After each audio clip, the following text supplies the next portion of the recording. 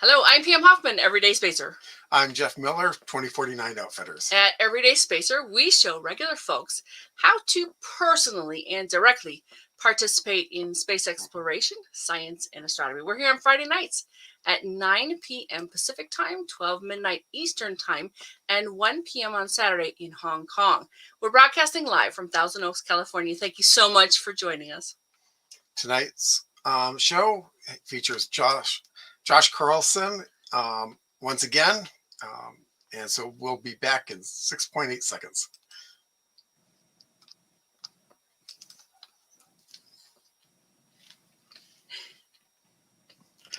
Okay, during our show on October 29th, 2021, Josh Carlson introduced us to space development theory and discussed the 4 phases of space development. For that video, go to the Everyday Spacer YouTube channel and watch the October 29th, 2021 show. Josh Carlson, author of Space Power Ascendant, returns to talk about the second space race that's currently ongoing between us and the China-Russia collaboration. The views discussed in the book and here are his own and do not necessarily represent those of the Air Force, the Space Force, and the Department of Defense. Josh, thank you so much for being here again. You have a great perspective on what's happening with China and why we should care. Tell us about how you got into this, and then go into a little bit about the space development theory, kind of refresh us from last time as well. Certainly. So once again, thank you, Pam and Jeff, for having me back. I'm glad I didn't scare everyone off on that last one. So more than happy to be back and get a chance to talk about it some more. I think obviously in the news, there's a lot going on with Russia at the moment. So on Earth, everyone's kind of aware of what's going on there. There's a lot of stuff going on with China as well. They recently had the hypersonic test that they did at the end of last year. And there's when we get to the space race, I'll talk about some of the most recent developments. But why should we care? And I think a lot of this, why space development theory is so important, is it gives us a framework to look at the current space race and the future space race as it continues to develop, and help us to understand that we always talk. If you look at almost anybody that talks about it, especially a couple of years ago, even now, most conversations about space usually have 2 words together: space exploration. They always put those 2 together because that's the concept that everyone kind of gets, and that's all we've done, basically. But that's only the first step, really. If you look at any previous human endeavor that has taken place on Earth, obviously this is the first time we're going to space, but humanity is consistent between the 2. And so my assessment is that we will expand in a similar fashion to how we expanded on Earth. And that is where space development theory comes from, looking at previous expansions in human history, and then seeing how that would be replicated in space, in particular, breaking it down to phases and how they relate to each other. So we want to get to the space race. So just very briefly, basically there's 4 phases, as Pam already talked about. The first one is exploration, which we talk about quite a bit in relation to space. But the second one is expansion. Expansion is different than exploration. Exploration, you go places to go find things, and then you come back. It is a temporary reconnaissance of the area through whatever force. Traditionally, this could be either a specified probe or something like that in space. Traditionally, in human exploration, you had military ships that would do explorations, including plumbing of the depths of water and testing all sorts of things, because you have to understand the environment and the areas you're planning on operating in. And especially on land, trying to find strategic locations and resources that you might need to expand and occupy. In expansion, you've moved beyond exploration. You know what's there, at least you know enough of what's there, and you now put permanent forces, permanent presence in particular locations for particular reasons. And this can be founding of cities, this can be military garrisons, whatever form that's going to take.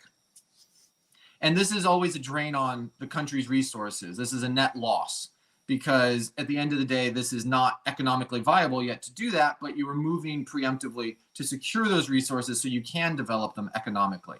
once you've reached the tipping point where the net result of this is positive, you are now in exploitation, which is you now have a permanent presence and you are able to use those resources, location, whatever it is you've occupied and control to benefit your economy so that it is now a net positive. At this point, it is naturally reinforcing. We don't have to go ask oil companies to go drill for oil. It is a benefit for them. They will do it by themselves because they derive economic benefit. Yeah, and you cite many, many examples in the book. Yes, I'm blazing through this at the bare wave top level to try to make sure we have a lot of time to talk about other stuff. Cool. Yeah, go for it. Awesome. And nations like to stay in exploitation. And then there is a conditional phase. So they will stay at exploitation. They will just derive economic benefit.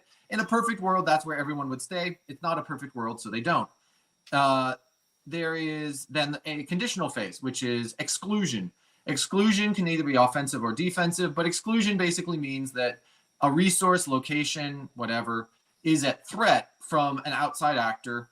And so you are either attempting to occupy or deny occupation, and you now exhaust national resources that you've most likely derived from the exploitation to be able to protect or gain whatever this resource is. There is some sort of conflict between these two or multiple parties. And then at some conclusion, they reach at least a temporary peace, and they're able to transition back to exploitation, where they prepare for the next exclusion phase, basically. That's space development theory in a nutshell. Excellent. Thanks so much for reiterating all that. And you want to see more, he delves into that, go to the October 29th, 2021 episode and really deep dive into that part. So yeah, so here we are, next bit. Yes. So now that brings us to the current space race. Why is it important? Why is expansion so important? Expansion is important because that means you now have access to resources that your opponent does not. Putting this in perspective and in a grand scope, it's very useful getting to talk about things we know, at least learn in school usually. Talk about Columbus sailing across 1492. You know, everyone learns the little poem. Everybody knows that. At least most people know that. But most people don't know that there was also an admiral in China that had a treasure fleet around 1420, actually. That was also, they made it all the way to Africa, and they could have probably made it much further. They had better ships and bigger ships than the Europeans at the time. But the reason they didn't is that sea trade is naturally disruptive to a culture. The nobility did not like that disruption, and so they sealed the country off from further exploration and then expansion, which was in progress, and shut off engagement with the outside. They burned the treasure fleet. China, to this day, looks back at that and feels that that is the moment that their future was decided. And they suffered the 100 years of dishonor, the 100 years of humiliation, from the Opium Wars all the way through to the Japanese occupation that was before World War II, and of course thrown off with the magnificent communist revolution, tongue in cheek, that freed China from all of the imperial powers, and a lot of initial communist gains in the early Cold War was anti-colonialism, because they were able to paint the West as these oppressive colonial powers, and then of course happily oppressed the same people as soon as they took over. But that's getting down a rabbit hole. Why is that important? Because ultimately exploration leads to expansion, which leads to a larger economy, the ability to project power. This is, the best example is the difference between our England and China in about 1870, we'll say. China had been a world power. Traditionally, they are a world power. They're a very large country. They have a lot of people, and they're pretty well positioned. England, on the other hand, has very few resources, much fewer people, but they were able to project a world. The sun never set on the British Empire. Right. They were able to project all the way around the world because they controlled the seas, and they were able to emplace strategic locations around the world, ports, to be able to let their fleet tie their empire together in a way that a land-based empire never could. If you look at space, I think space will be very similar, and expansion into space will be very similar. We're right on the cusp of it, I think. You know, I think we're right on the cusp of it as well, too. For the first time in human history, I believe pretty firmly by the time we get to 2030, we will have at least one permanent settlement on the moon. For the first time, a permanent settlement off-world. At least one. Wow.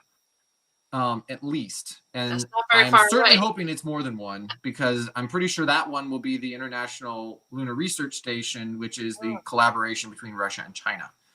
The Artemis Program, the Artemis Accords, under that umbrella, the United States is attempting to build the Gateway, which is the orbiting space, the permanent orbiting space station that will go around the moon, which is a pretty good. I honestly think that's a pretty good idea, but I think you also need to have some sort of permanent settlement on the lunar surface. Would be my opinion, at least. Why is that important? So, just at the end of in the book, you'll read, which is unfortunately now slightly out of date. You can just pen through the section where I talk about a Chinese lunar base in 2036. Yeah.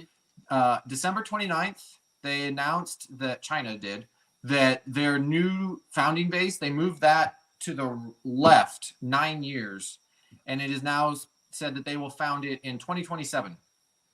That's amazing. That's just way moved up. Yeah, that is a huge jump to the left. Yeah, nobody does that in this industry. Yeah. No.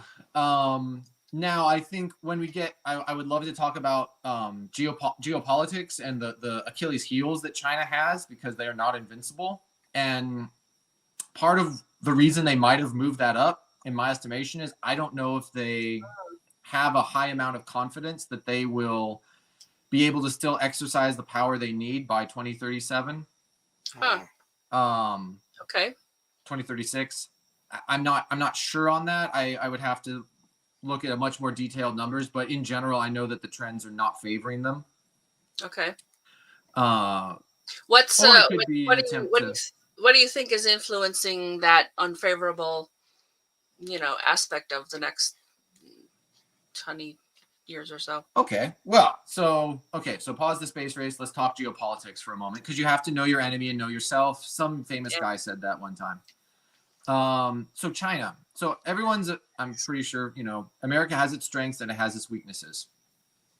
China also is great at projecting their strengths, and they do have several, but they obviously are great at hiding their weaknesses. They have several as well. So in particular, they have four.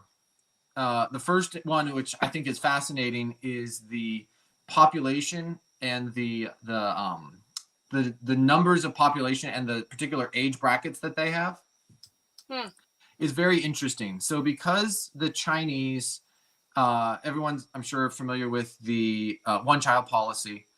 Because China had the one-child policy roughly 20 years, their demographics look about like that. There's my camera right here. They look about like that. If you imagine old here and babies here, looks about like that, which means lots of actually it kind of looks like that. Not a lot of old people, because most people don't know the most deadly famine in the 20th century occurred in China, and it was from the Chinese Communist Party enforcing their rule. You had to recite Mao to be able to get on a bus, to be able to buy food. Tons of people died. Lots of the older generation died off due to this. And so the older generation kind of died off, so that's up here. You've got the baby boom that happened right around the 70s, and then you had the one-child policy that curtailed it. So you've got that tail there at the bottom. And lots of men, lots of male children. Yes, and that's another element. I would completely agree with you, Cliff. I think that they do. So in the middle, so the reason that this bulge is important here in the middle is this is the most beneficial. This is the most industrious. This is the most nationally economically viable population. Are these people right here? These are the producers. The people in school and kids, they don't produce much, and the elderly, they don't produce much either, economically speaking. Okay. And so they're neither one of those really contribute. It's those people in the middle. Now, interestingly enough, there was another Asian nation that had a very similar bubble like that. Japan in the 1980s. I don't know if most people remember. I remember looking at articles in the 1980s, which, yes, if you do the math, yes, I was pretty young at that point, but I do remember reading them talking about Japan was going to be the next superpower. And the reason was they could point these economics and just look at this. They're going to just take off and they're just going to go off into the future and take over the world. The problem is that was a straight line. Yes, that too, Cliff. And that was a straight line extrapolation from those numbers. And the problem is it didn't do that. No extrapolation should be straight line. It went and it went back down. Why did it do that? Because their demographics went from here to here. And now they have all these retired people that now are straining the social security nets. They don't have enough working people to take care of them. And there's even fewer children to be able to take care of them as well. China has exactly the same problem, but they're in the 1980s stage at the moment. So they have that huge population, but give them about 10 years, they're not going to have the people to replace it. And the Chinese culture does not absorb new people. So you can't just bring in people to add to the culture like we do. We just absorb the culture. We're a melting pot. Not even the wives that the men are importing, because one of the ways that they're getting wives is to bring them over from other countries. Correct. And so that will help. So that I'm trying to talk about this first, and then I'll talk about the imbalance. But yes, that's not going to fix this, because you still are not going to be able to make these kids that are missing. That you can't make them fast enough, because any you make are going to be at the way bottom, and they're going to have to age up, so to speak. You're going to have that squeeze in the middle there in about 10 or 15 years, no matter what you do. Yeah. No matter what you do at this point. And that, I think it's pretty much inevitable, in which case they're going to have to weather it. Now there's the other fact. So in Chinese culture, obviously you want your family name. You only can have one kid. So therefore most people chose to have boys. So you can carry on the family name. Now, right? Didn't it change to 2? So, yes. So they had now. So that's really interesting. You keep jumping ahead. Let me talk about this first. But there's not only did they do 2, they have 3. And they were actually going to talking about making 3, and they've even denied contraceptives to people until they have their required children. Wow. Which, on a side note, tells you they really, really, really want kids. But that's for so it's also imbalanced. Well, this is causing a lot of other social problems, because in Chinese culture, you want to say Chinese isn't really accurate. It's Han, which is when you think Chinese, you think Han, and that's all along the border, which is along the seacoast rather, and that's like 80% of the population. I might be off on the numbers, but significant of the population is Han, and all of them are right along the coast. And then you have like 80% of the country has like 20% of the population roughly, and that's where you get the Uyghurs, and that's where you get all of those other groups over here that are off camera that basically get their only existence is basically to serve the Han majority on the coast. So the farmers, and now are these tribal differences, or I'm not sure. Bloodline. Okay. Yeah, I'm trying to think of the right term. I think it's as far as racial differences, actually, because Han Chinese is a very particular racial homogenous group. No kidding. Largely racial homogenous. But so talking about the wives, so even if you brought in, because I mean, they're not bringing in wives, they are actually kidnapping from a lot of the surrounding countries. I've heard several stories about women being kidnapped from other countries, brought to China to be a wife. Wow. But even with that, first of all, they're not going to be Han Chinese, which guys are going to be doing that? Got it. So socially, from what I have heard, there's an interesting dynamic going on, because the women understand that they are highly sought after, very rare. They are very, very choosy about the husbands that they pick, because if I remember correctly, the number is like 3 guys to 2 women. Anybody who's done musical chairs knows someone's not going to get a chair at the end of that. Yep. Right. And it's not going to be the women.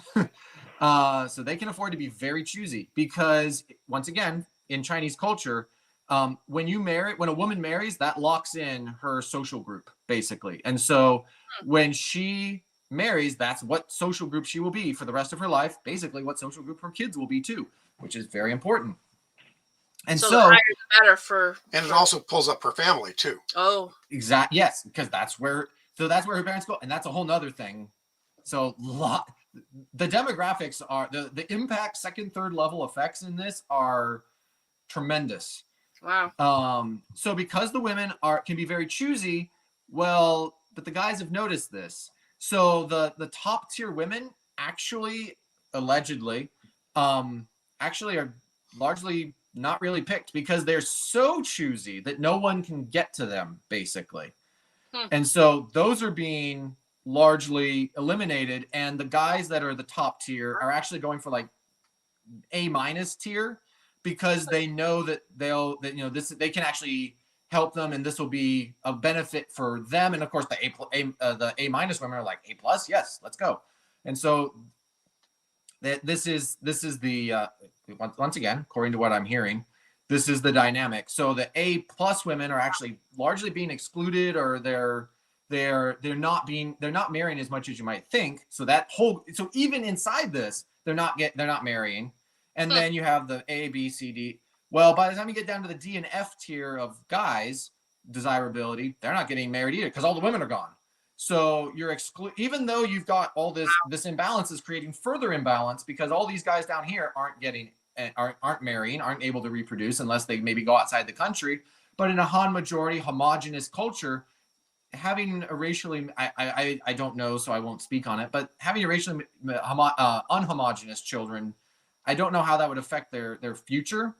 And then as I said, the A tier women are also partially being excluded because they're so choosy that it's unattainable.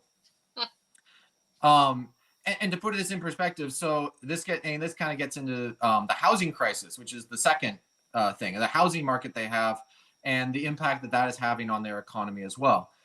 But we talked about the desirability. So a lot of Chinese housing purchases are actually second, sometimes even third houses for a family. Let's put this in perspective. These houses are on like Los Angeles or higher tier of cost. So if people aren't familiar with Los Angeles, like it is not uncommon to find a $700,000, $1 million house in Los Angeles. Yeah, and it's a cracker box. Like, yep. I remember distinctly when I was working in Los Angeles, we were at a park with my work group, and we had a lady that was from Ukraine that had moved over to the United States and she'd gotten her citizenship and she was working there now. But we pointed to a house. I mean, it was like a 1,200, 1,500 square foot house, just a little cracker box little thing. Yep. Across the park in El Segundo. And we pointed to that and we were like, hey, how much do you think that is? And she was like, oh, 300,000, 400,000. We pulled up Zillow. That's like 900,000, $1 million for that. Yep.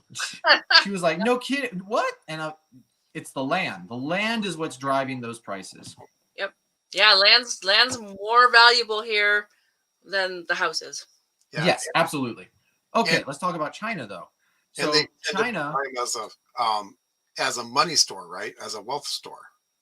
Exactly. Oh, and not only a wealth store, desirability. Because to get married, you must own your own house and you must have your own car. At least one. Wow. If you even want to be considered. And I've seen videos out of China where it's the day of the wedding and the bride is demanding that the groom and the groom's family buy her family like a Ferrari. Not on credit, by the way. Buy. Like pool money, drop cash on the floor and buy it. To give you some idea of the choosiness and the wealth that is required to even consider being married. So she'd walk if she didn't get what she wanted from. So in the video I saw, the groom walked. He's like, I can't do this. This is ridiculous, and just walks away. Okay. I was But thinking if she did not get her what she Well, that's the demanded, threat. she probably would have walked away, quite honestly. He just walked away first. I think we have another comment. Let's look at that real quick. And thanks, Cliff, for being here. And are you the one? Oh, okay. have to So admit, I there's a haven't whole seen it. show about that. I didn't know that either. Yeah, I have to admit I haven't seen it. Well, it's quite possible that's an Australian show. Yeah, Cliff is a Oh, okay. Yeah. That would make sense. Tell us, Cliff. Yeah, go ahead. I've seen America's Got Talent once or twice. That's about as pop culture as I get, unfortunately. And then we are. Yeah. Although I have seen the Space Force. The as pop culture as I am, we're 20 miles away from where Kim Kardashian lives. Oh my goodness. Much as I know about them. Really? I didn't even know that. All right. Anyway, you were telling us about. I've got a Star Trek joke about the Kardashians. Kardashians, sorry. But we can do that later. So Cool. So the demographics. Oh, it is Chinese. Okay. Okay.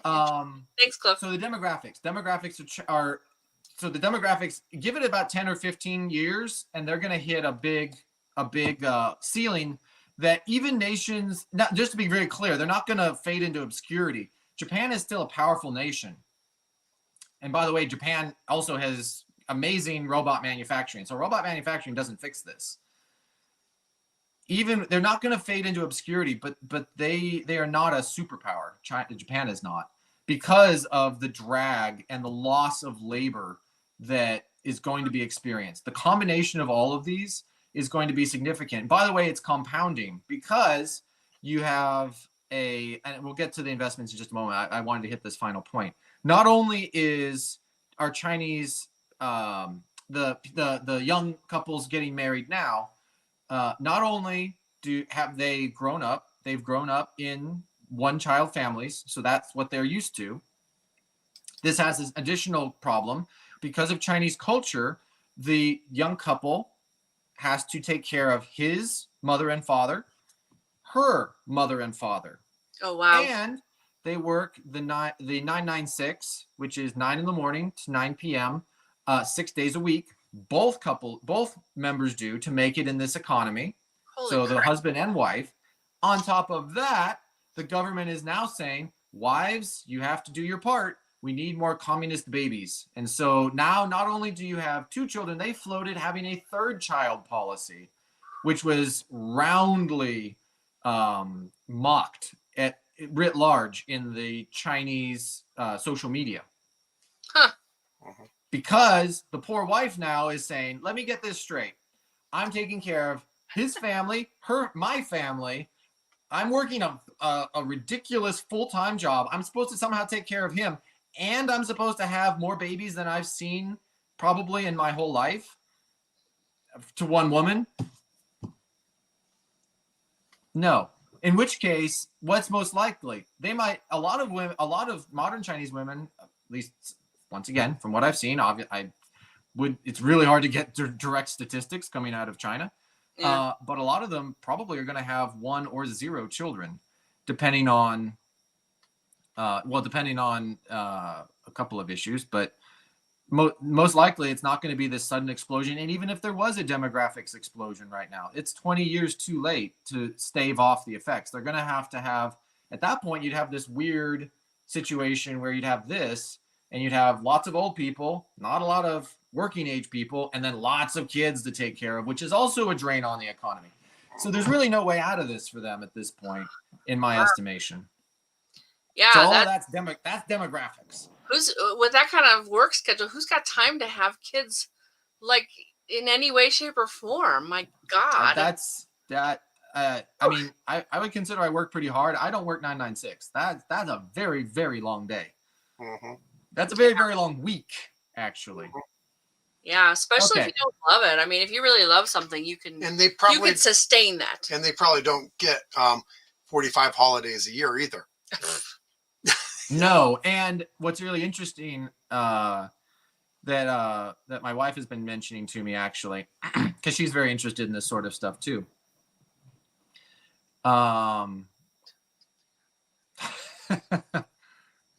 Interesting. Gosh, got distracted from that We're comment. talking Sorry. about your wife. She's interested Yes. in So too. the wife was mentioning that, talking about do the women love their jobs? Well, the women are expected to work, and they're expected to make their own living, which is really interesting. So in egalitarian societies that have a significant social safety net, generally women will choose service-based jobs. Men will choose more hard science, industrial sort jobs, and those jobs generally pay better. Well, what's interesting, there's no social safety net in China. So it's actually pretty, I mean, you want to talk about equity, it's pretty equal between men and women in both. Now, how much they like those jobs, that's an entirely different question. And I would guess probably not, because if they have an opportunity to choose, they tend to not choose those.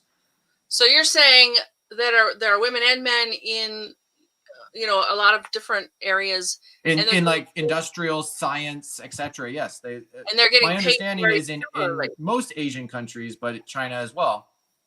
It's much closer to parity because they have to have jobs that pay well. Okay, interesting. Yeah, they don't get the. I knew almost none of this. My God, this is fascinating. Okay, I wonder if the first Chinese moon colonists will be the elderly. I'm sorry, what? Will be the elderly. What was the first half of that statement? The first Chinese moon colonists. Oh. Use them as a resource. I wouldn't pick that, but I know. Kind of a cool story though about Chinese at I believe it was Fukushima, the nuclear power plant that got hit and was going nuclear. So there was a bunch of nuclear waste that got spewed all over the place, and they were going to send in the young professionals to go clean it up. And the elderly actually volunteered to do it instead, the local elderly, because they said, we have basically lived our lives, and by the time this radiation affects us, we're going to be dead anyway. Let's not ruin your lives by making you clean that up. So I mean, that's kind of cool. A very honorable, honestly, approach to it. Very practical. I mean, because even if you survive it could have an effect on your procreation for the young people. And the old people with any luck have across had the board. children. Yeah. Nuclear radiation, generally a bad thing for the human body. Yeah, generally a bad thing. If you ever have a chance, watch the miniseries Chernobyl. I have heard descriptions of it. I think I've seen scenes. I haven't watched it, but that was a heck of a thing. Yep. Okay, so demographics. We've covered that pretty well, but demographics feed into the housing market. So yes, Jeff, you're entirely correct. So the housing market is their investments, because the Chinese stock market is not particularly good at being reasonable or holding value. So investments are largely put into the houses, and that's because the market keeps growing. That is how they are able to maintain their investments. Which, on a side note, if they have a downturn, they lose money on their investments. Very interesting. Second and third level order of effects there. Not to mention, it's actually tied to the government. So in the 80s, 90s, as China was thawing a little bit, they chose to redirect the money.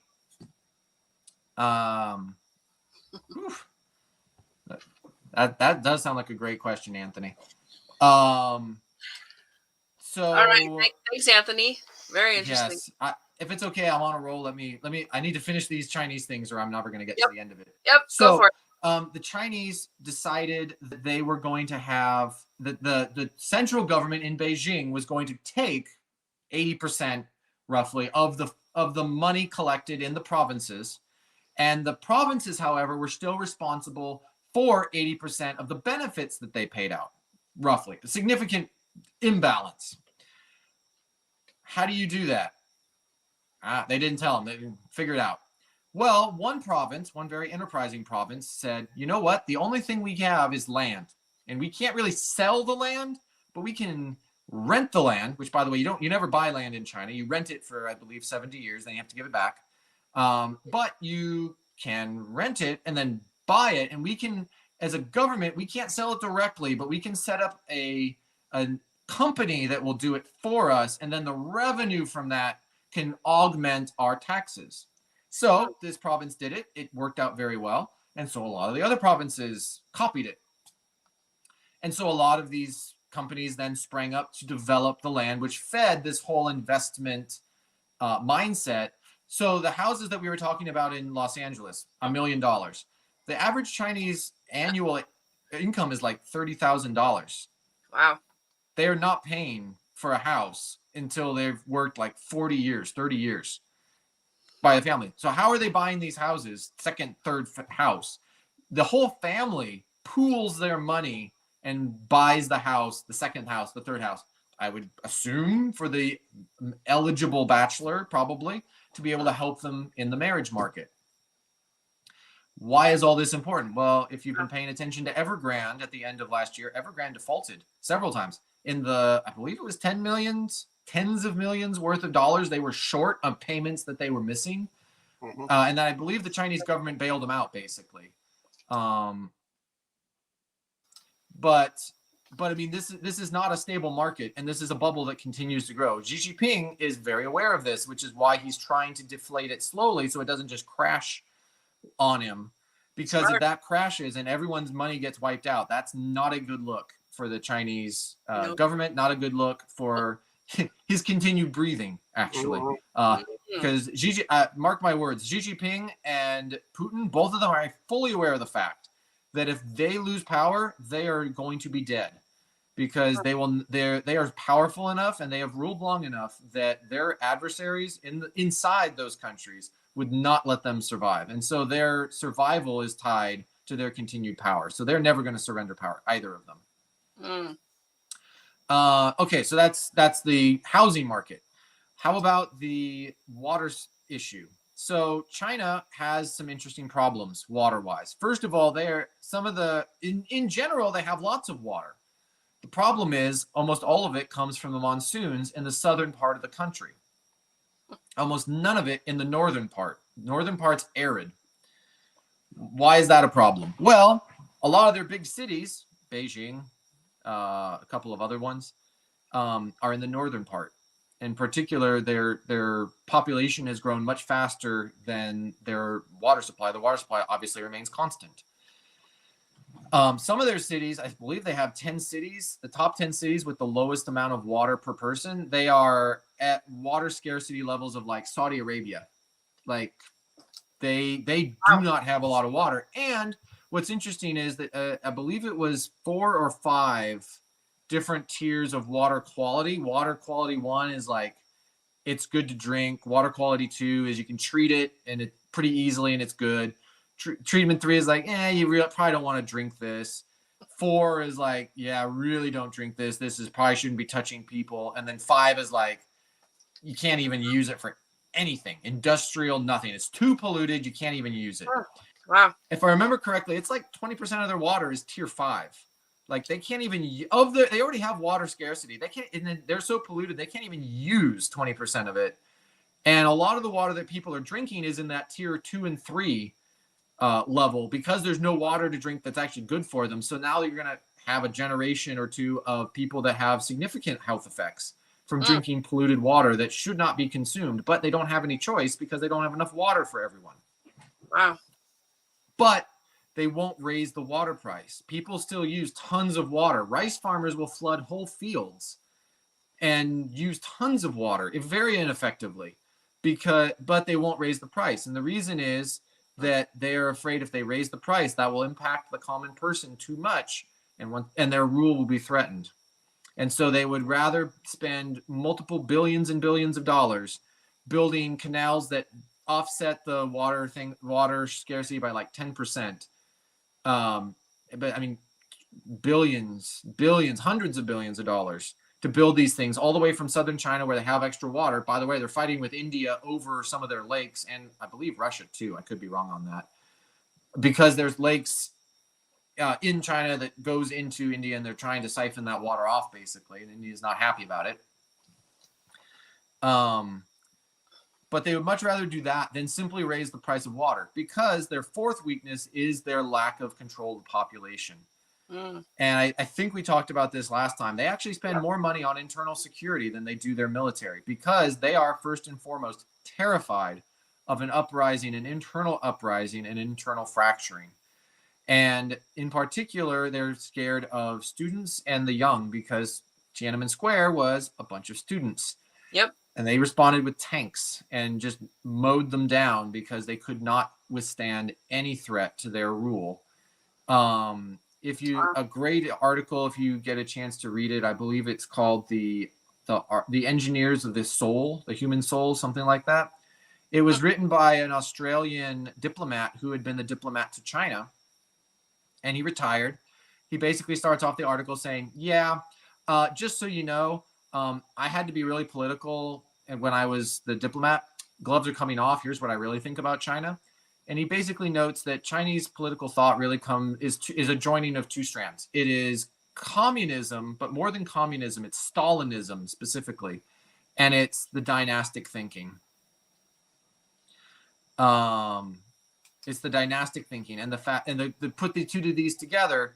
And the big one is that tied to the previous one. Xi Jinping is not going to survive stepping down. If he is replaced with power, he will be most likely dead, unless somehow there's some counter coup or something like that.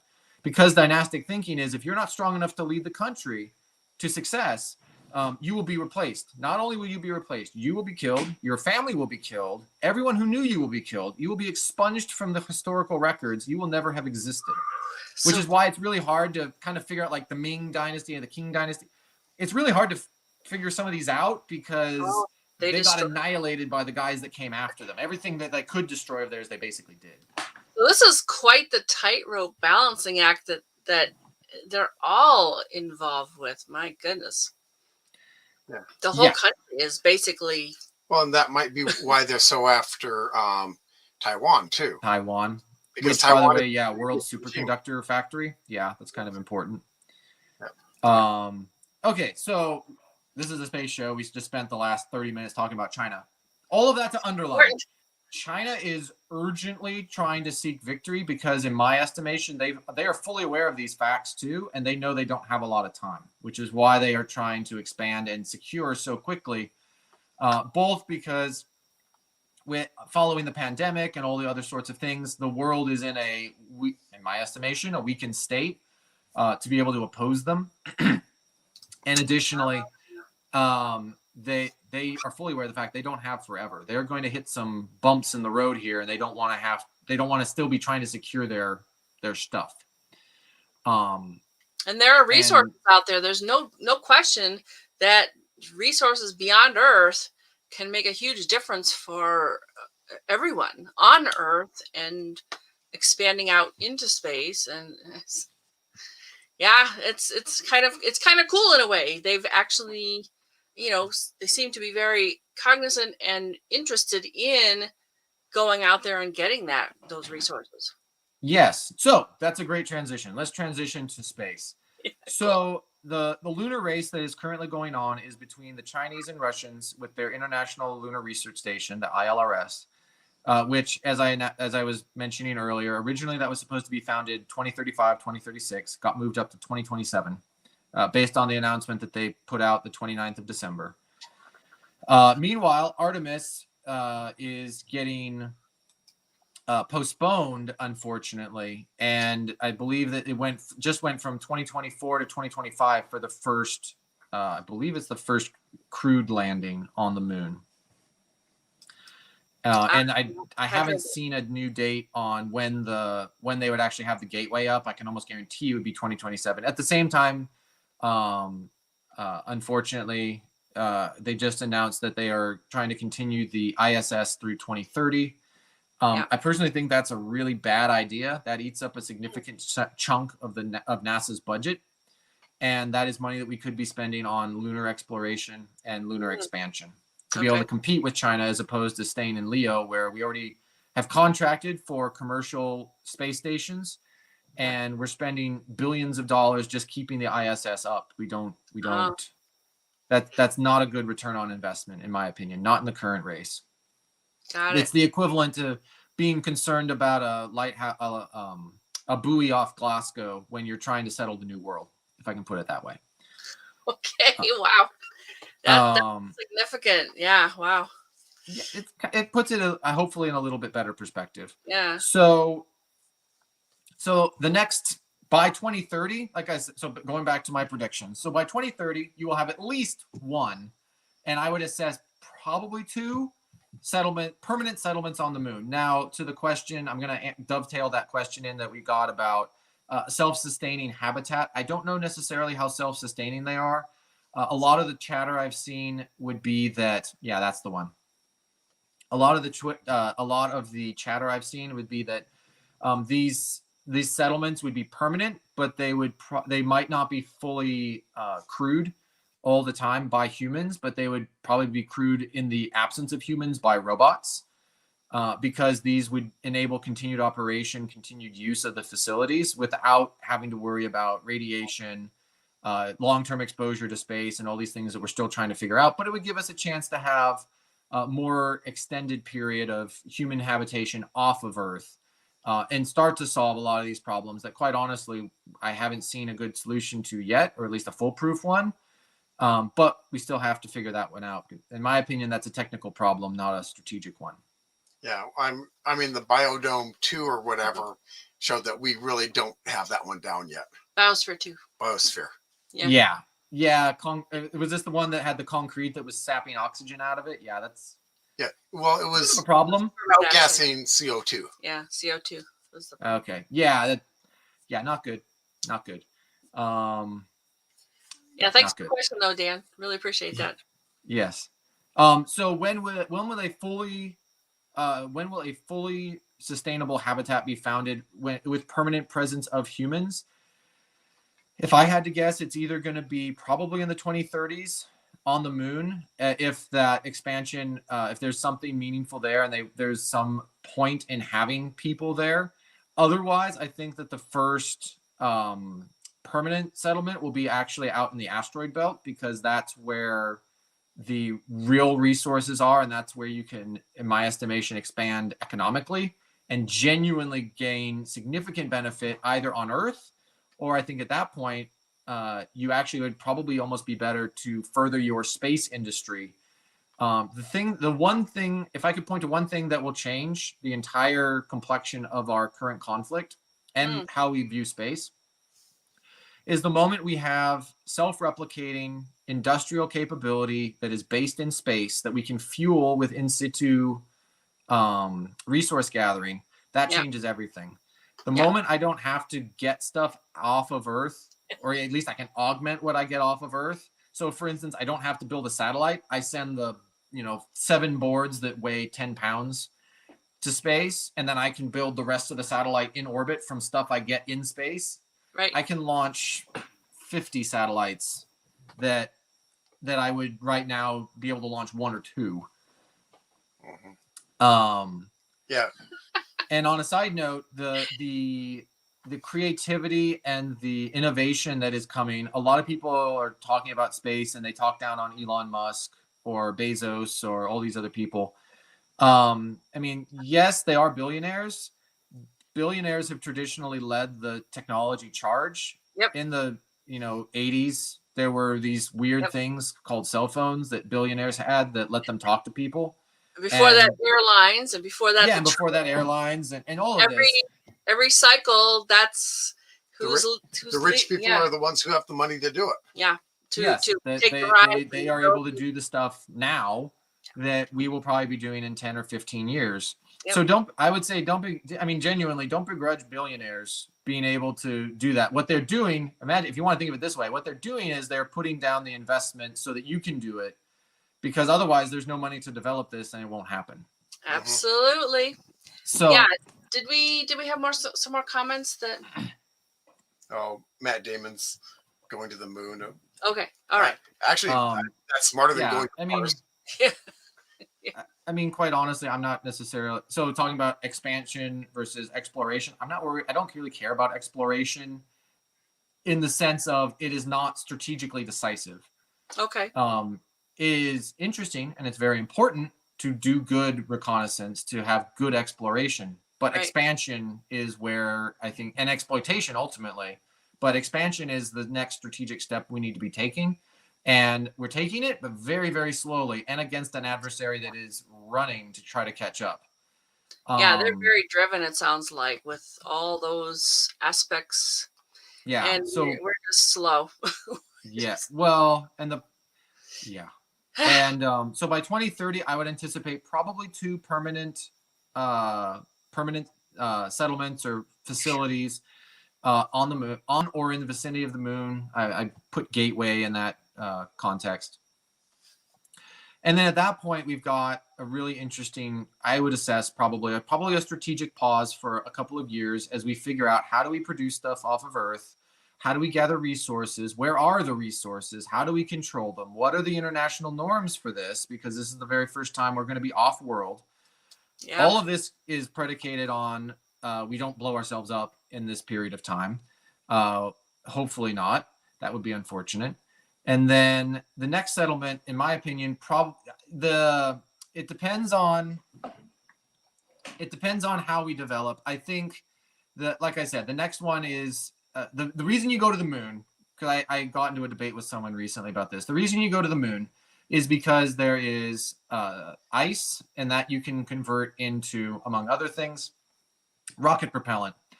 And so you can get a rocket off of Earth, and you can fully expand that fuel tank. You can get to the moon, and then you can refuel. Actually, even easier, you can have a gas station satellite in Earth orbit. So all you have to do is get to Heo or Geo, Leo, whichever orbit you put it in. You get the rocket up to that, refuel, top off, fly very easily to the moon, because you're not going to burn almost any propellant compared to getting off of Earth. Probably you can even refuel there if you want, and then go wherever you need to go in the solar system. Economically, the one that makes the most sense is the asteroid belt. We were talking about this earlier. Mars doesn't have a Van Allen belt, and so a lot of people talking about Martian settlements. I don't know how we would do that at this point without turning green and glowy, which makes it maybe easier to go to sleep because you don't need a nightlight, but it's not really good for human habitation. Yeah. So someone I know, kind of snarkily, said that if you send colonists to Mars, the half that survive the trip will need bone marrow transplants. So. Yeah, it would be an issue. Not to mention you're going. Yeah. Let me just double check. Yeah. So where do you go? Well, you can go to Mars, but I don't think necessarily the biggest benefit is settlement. I think that unfortunately lots of people so Cliff, I would argue that's basically the problem I have with the people that are like, oh, well, it's China, they can go to the moon, whatever. So how do you stop them at that point? Do you threaten war on Earth? China was willing to let us nuke their cities and airfields if they could win a war. So I'm pretty sure that they're pretty okay with that. I don't think that that's going to dissuade them. So yes, I think that that's and international treaty has already proven wholly ineffective to halt a hegemon that seeks its own benefit. The Chinese already ran roughshod over the Philippines in the Scarborough Shoals. The Philippines took them to court, the International Court at The Hague, or The Hague. The Hague and the UN the International Court of Arbitration found in favor of the Philippines, and China said, "Nah, we don't respect that ruling. That's not legally binding on us."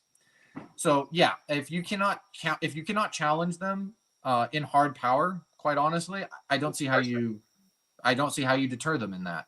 Yeah. Well, yeah, the space treaty is essentially the League of Nations. Yeah.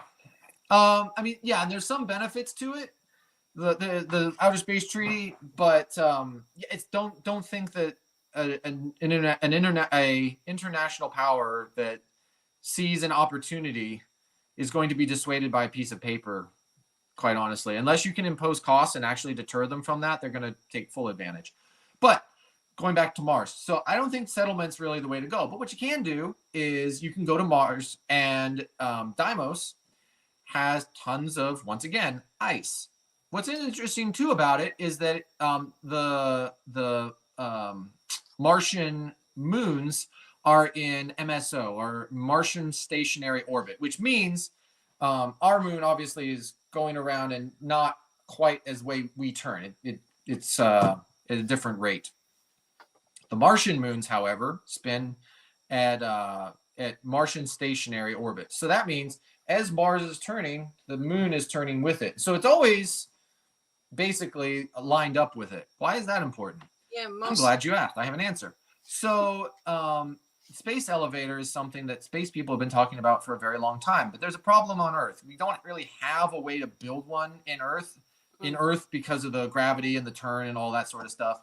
And the biggest problem with it is we don't really have the ability, at least right now, build the resource. We don't have the ability to mass produce the resource, the materials we would need to build it with the tensile strength we would need it to correctly operate in Earth's atmosphere. The lunar elevator you could build, and I know that there's at least one company that's looking at it. It's called Liftport, is looking at how do we build a lunar elevator for the moon.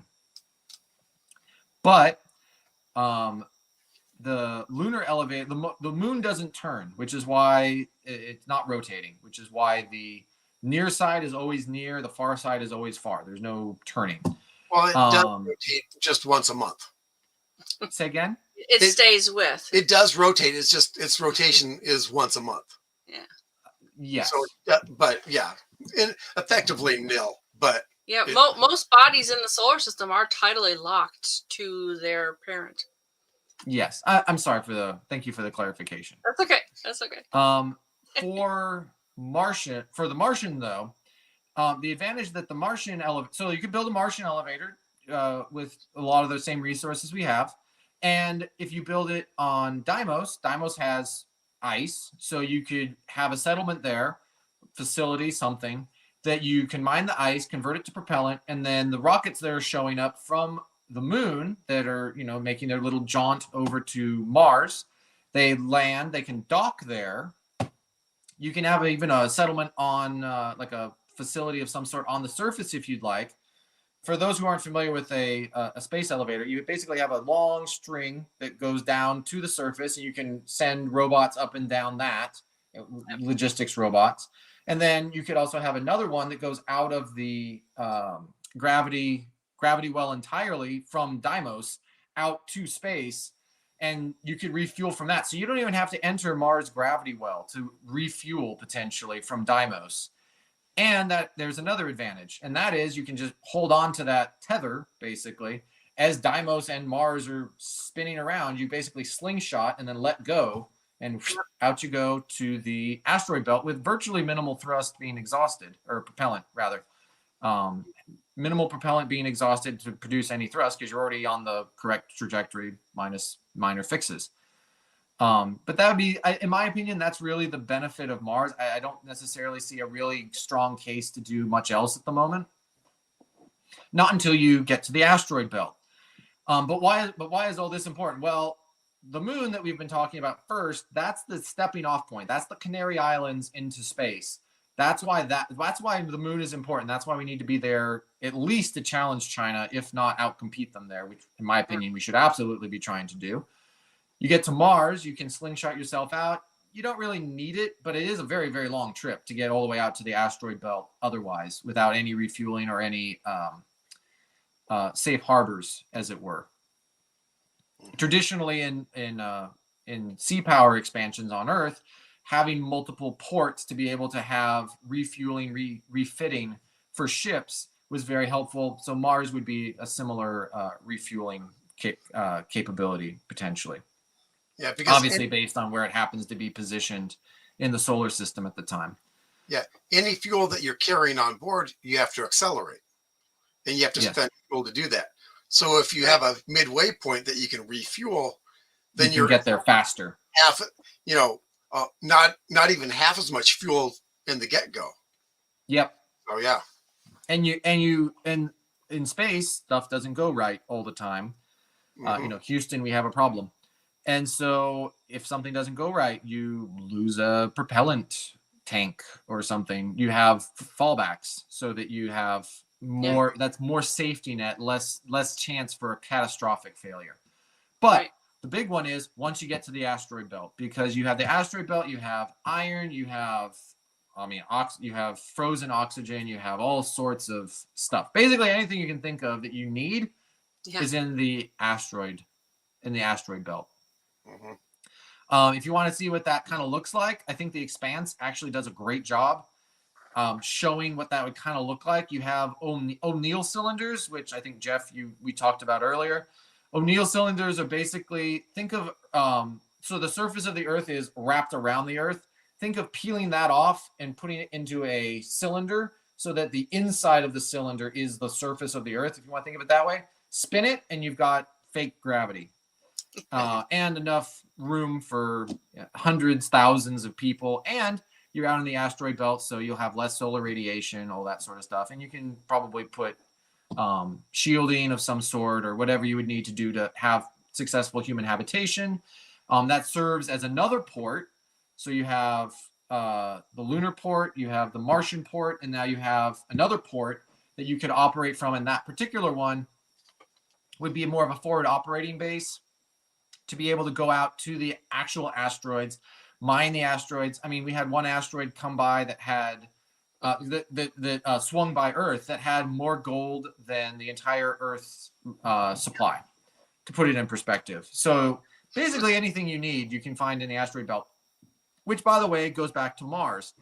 There's enough iron in the asteroid belt. We could mine, it was a fraction of the iron that is in the asteroids, bring it back to Mars and turn it into a giant greenhouse, and we would barely be scratching the surface of the available resources in the asteroid belt. To do that right now would be so incredibly prohibitively expensive, not to mention drain the world of iron. We couldn't even attempt it. It would be insane. However, when you're mining, once you have a sufficient mining operation in the asteroid belt, that's simple. It's actually very easy. And you start to have another thing that I think would actually be a very good thing is you'd be able to emplace industrial capacity off of Earth, which would hopefully let you decrease greenhouse gases and all the things that we don't want to be necessarily doing to our planet. And we can actually increase our industrial output overall, but do it in a much more safe and sustainable way. Right. Yep. This Finally, is a garden planet. Might as well take advantage of that. Yeah, well, and this happens to be the only one with a Van Allen belt, if I remember correctly. So, yeah, kind of important. And then the last one is helium-3, which is really interesting when we get into nuclear fusion. So helium-3, there is some on the moon. Based on what I've seen, I don't know if it's necessarily enough to get much more than a trial out of. And it would probably be pretty expensive and very difficult to find.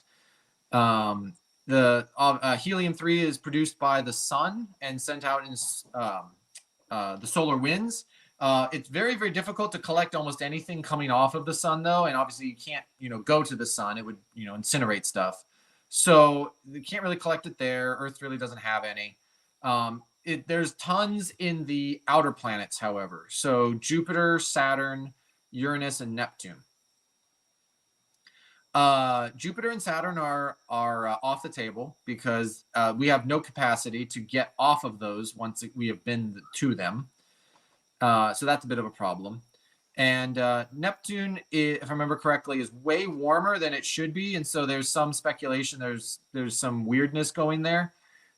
Uranus, however, has tons of helium-3, and it's easy to gather with our current technologies. It's just a heavier form of a gas that shrouds the planet. So you would just have to you'd have to basically lower your satellite or whatever you were going to use down into the fog, just take on the helium and let the helium-3 settle to the bottom. And over time it fills up and you come home and you've got, however many tons of helium you want to bring home with you, helium-3. Yeah, fascinating. And there's estimated to be sufficient helium-3 on Uranus that you could supply the entire human power grid on Earth, assuming static population. I did the math. It was, if I remember correctly, thousands of years, way longer than we would need to worry about. in the short term, we would all be long gone, and probably we probably would have a better source of power by that point anyway. And it gets us away from fossil fuels, which is fine as long as we have a sustainable and capable way of providing that power. Mm-hmm. Another interesting thing is that starts to get into thermal propulsion, which you could then take a small generator and you could use the helium-3 to power rockets, which would then allow you to move faster within the solar system. That shrinks the solar system, just like air travel has shrunk the distance between places here on Earth. And I think that, in my opinion, that's the crown jewel, is you can get that helium-3 on Uranus, and that is a whole different ball game. Yeah. And then at that point, you're starting to look way out into the future. And by the way, you can use solar energy pretty effectively up until the asteroid belt. That's right around the cutoff. You get beyond that, you need something else. Helium-3 is a great source of power for those long trips. And at that point, I think the real crowning achievement of human society, whatever that is at that point, will be the moment that we go from being even a solar race to a truly interstellar race, and we send our first ship out into that gulf between solar systems and go look for something else to settle on, whether that's Alpha Centauri or whatever we choose to send it to. Mm-hmm. Yeah. Well, cool. And if you're sending an O'Neill station, it can be a generation ship, because people are, by that time, will be used to living on it. Yeah. Yes. Yeah. So, anything else, Josh? This has been fantastic. Thank you so much for.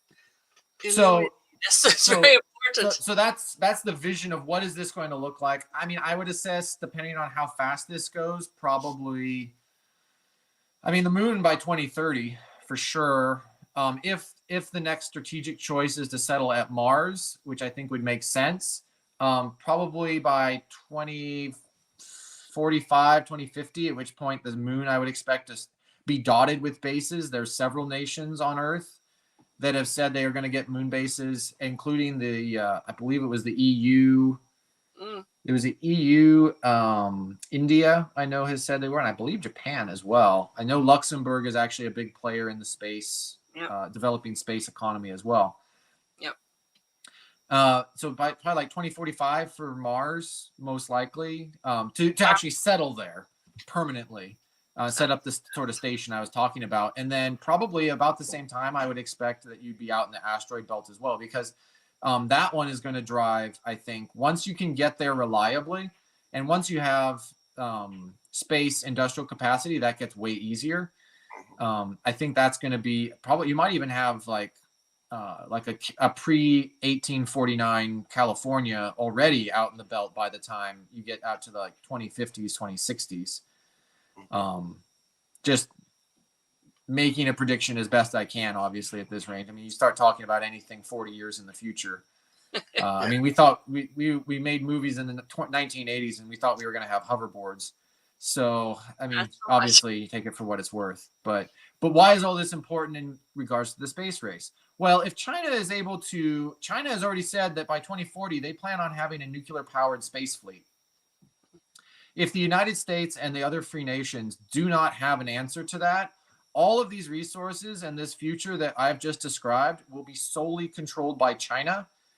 And if a single nation or coalition is able to control that level of resources, that level of capacity, they will control Earth. Quite bluntly, there will be no industrial or economic capacity to be able to prevent that, barring some wonder capability, which I doubt. And you certainly can't plan for that in strategy. And so that's the reason we need to be competing with them and expanding rapidly, just like they are. Because at the end of the day, if they are able to do this and we are not, we will live in a Chinese world for the foreseeable future. And I wanted to share, because along with the book, there's some really fabulous charts. They are a little bit hard to read if you're getting to be my age. So that link there, and I'm going to also put it in the chat, is a good place to go and see them. And you can actually see that now before the book is even in your hands. I do highly recommend getting the book, though. This is a very, very important topic, and Josh has done very much justice to this topic. All right, so let me add this to the chat as well, so you folks have it. And Yeah. as long as we're somewhat wrapped up, Joshua, let me show a couple more things that weren't really on topic for what we were talking about. We do like to share our show with our audience too, though. So yeah, go for it. So Cliff, yeah. Hey, appreciate it, Cliff. We had an Aussie with us when I was in school 2 years ago. So yeah, love the Aussies. Cool. I think Dan had one. On a side note, hi Borgie. Yeah. And Daniel, this just didn't fit in with what we were talking about, and I don't know if I don't have an answer for this. So, is there evidence that our sun is a variable star with a periodic micronova? I don't know how we know that, because 12,000 years is a pretty long cycle. Yeah. We have about 400. Yeah, I don't have an answer to that one. Yeah. Quite honestly, that's not my forte. If somebody out there does, though, we would love to have you on the show so we can get Daniel his answer. All right. So, Josh, thank you so much. I created something cool for you.